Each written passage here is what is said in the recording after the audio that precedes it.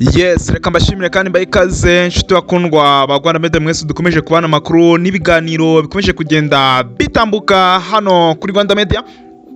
Ndagarutse uyu mwaka kugira ngo tubare makuru agiye atandukanye barimo kuvugwa mu mikino by'umwihariko tugiye kuba twibanda muri ekipe y'ingabo z'igihugu Club Giant, ekipe ya Nyamukanagira mu kibuga kikaza imitutu. Ni ku munsi w'ejo aho ekipe yashikirizwaga igikombe cya shampiyona ya 2024-2025.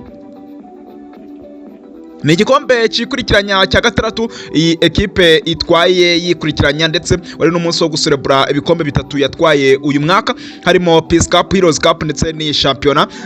Byari ibintu bikomeye cyane, bimwe rero mu bihe by'ingenzi byaranze ibi birori, kuko ikipe ya Aprfc Club yaje kuba inatsinda ikipe ya Musanze Football Club igitego bitatu byose kubusa. Umusore Ruboneka Jean Bosco hat-trick yandika amateka muri stade Amahoro, aba mukinyi wa mbere utsindiye hat-trick muri stade Amahoro ivuguruye. Bwo rero nako nagahigo katazigera kava mu bitabo mu mateka y'umupira w'amaguru hano mu Rwanda muri stade Amahoro ivuguruye. Turaza kuba rero tubamenyesha ese Ruboneka agomba kuguma muri no kipe ya Aprfc Club cyangwa araza kwerekeza hanze y'igihugu. Ese kapiteni niyo mugabo Claude araza gukomezanya ni ekipe cyangwa araza gusohoka muri ekipe? Ibyo byose turaza kuba tubahishurira. Bagize icyo batangaza kujyanye no kuguma muri ekipe ndetse no kuva mu berekeza hanze y'igihugu. Byose rero turaza kuba tubibagezaho, turaza kuba tubinonosora muri rusange. Turaza rero kuba tubaha byinshi cyane byabereye hariya muri stade. Ese amakuru nyuma yuko ekipe ya Aprfc Club yizije ibi birori byo gufata igikombe muri stade Amahoro ku mugaragaro, abafana ubwitabire ntacyo gose ntacyo bwari butwaye, barafana ugereranyije ntacyo bwari butwaye.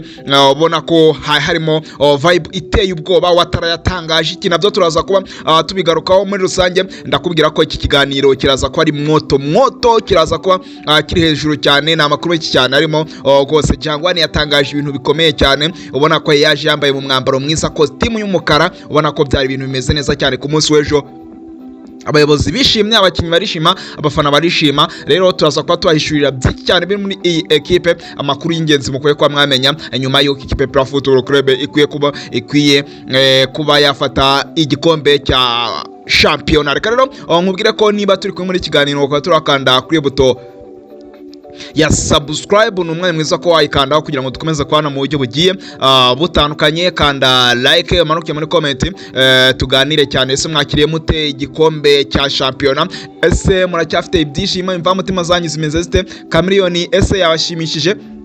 Mumanuke muri comment tuganire cyane, mutubwire uburyo byifashe muri rusange. Ubwo rero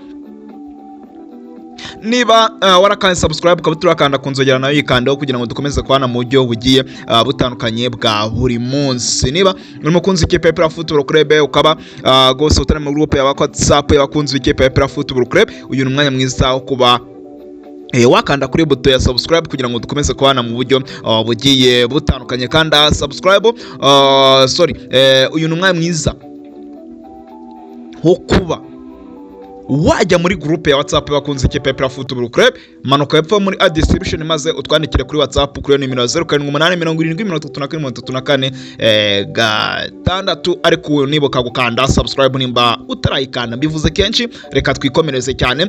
Ndabizi neza yuko abakunzi banyamukanagira muri abantu mwumva cyane.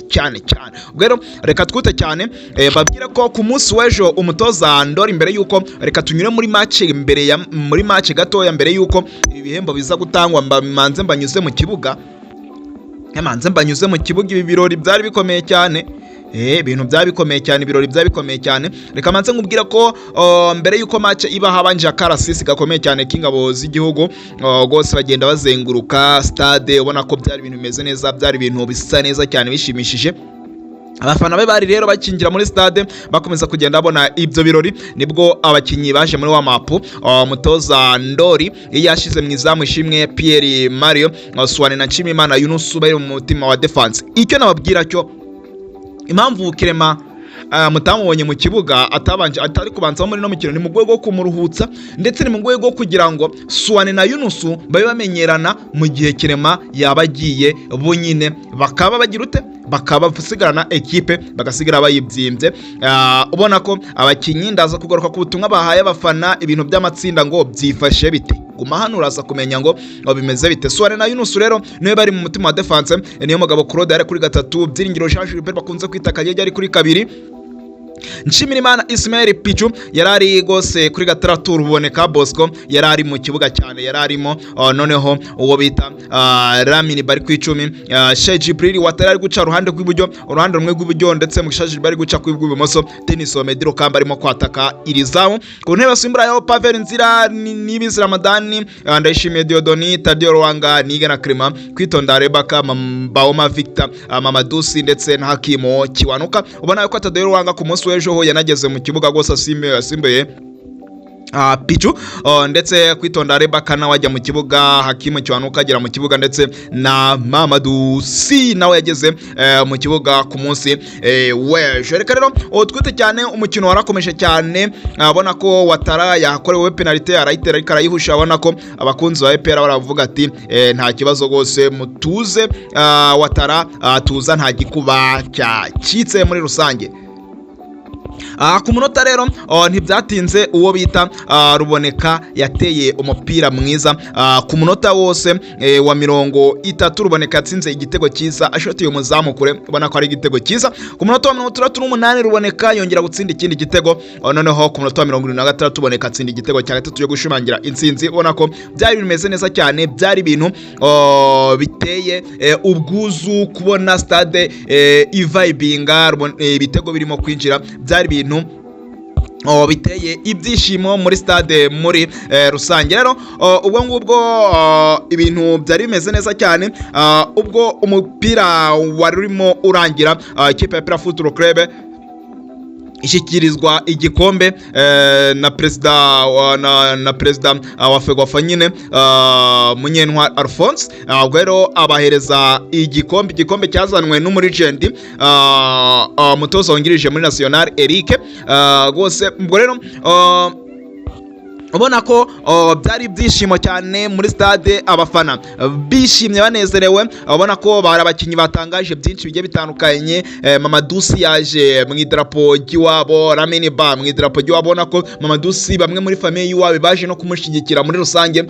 Ubona ko byari byishimo bikomeye cyane ku munsi w'ejo, ubona ko abakunzi, abafana, abakinyi, abayobozi abakipe ya Aprfc bose bishimye ku munsi w'ejo, ubona ko byari ibintu bikomeye cyane, ubona ko byari ibintu bishimishije cyane. Ubwo rero nakubwira ko niyo mugabo Claude yagize byinshi atangaza mu kiganiro yagiranye n'itangazamakuru. Niyo mugabo Claude yavuze yuko ari byinshi bimufasha, yavuga yuko umukunzi we ajya amufasha muri byinshi bigiye bitandukanye, mu famille ye ijya imufasha mu buryo bugiye butandukanye, ndetse uyu musore ni mugabo Claude yabajijwe ku cyo kuvuga yuko ashobora kuba yasohoka muri equipe ya Aprfc.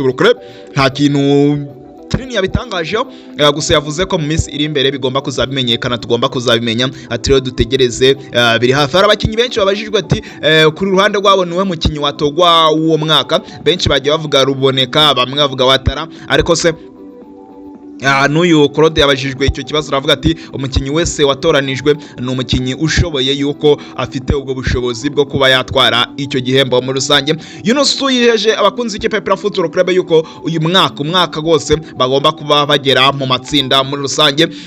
N'uwo bita gose Shimwe Pierre Mario nawe nuko yabivuze. Abakinyi benshi b'ikipe ya Aprfc ubona ko barimo kuvuga ati uyu mwaka nta yindi gahunda, na matsinda uyu mwaka nta yindi gahunda ihari, na matsinda abona ko ariyo ntego gose uyu mwaka. Twategereza twareba niba koko ikipe ya Aprfc ifite ubwo bushobozi bwo kuba yagera mu matsinda ya Champions League, ndetse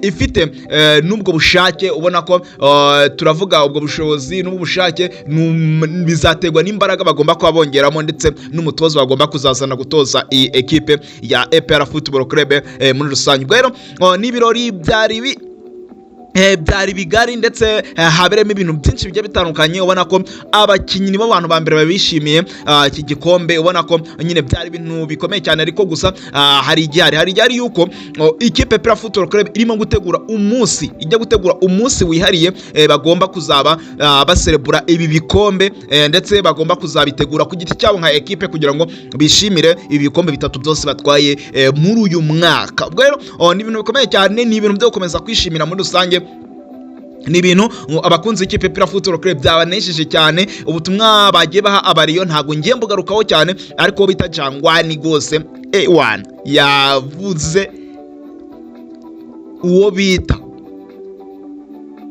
Rujugiro yatangaje bambaye amakoti meza cyane y'imikara n'agashati k'umweru. Ubona ko byari ibintu bisa neza cyane, ubona ko ibirori by'ikipe Aprfc Football Club byari byiza cyane kandi byari binejeje cyane. Ubwo rero abakunzi ba Aprfc Football Club muze tuganira mutubwire uburyo mwakira ibi birori. Ese ikipe Aprfc Football Club murabona muyifitiye icyizere ko ishobora kuba yagera mu matsinda ya CAF Champions League uyu mwaka? Manuke muri comment tuganire turebe ngo byifashe bite. Twabanyereka abashimire, mukomeze kugira bihe byiza, turabakunda cyane.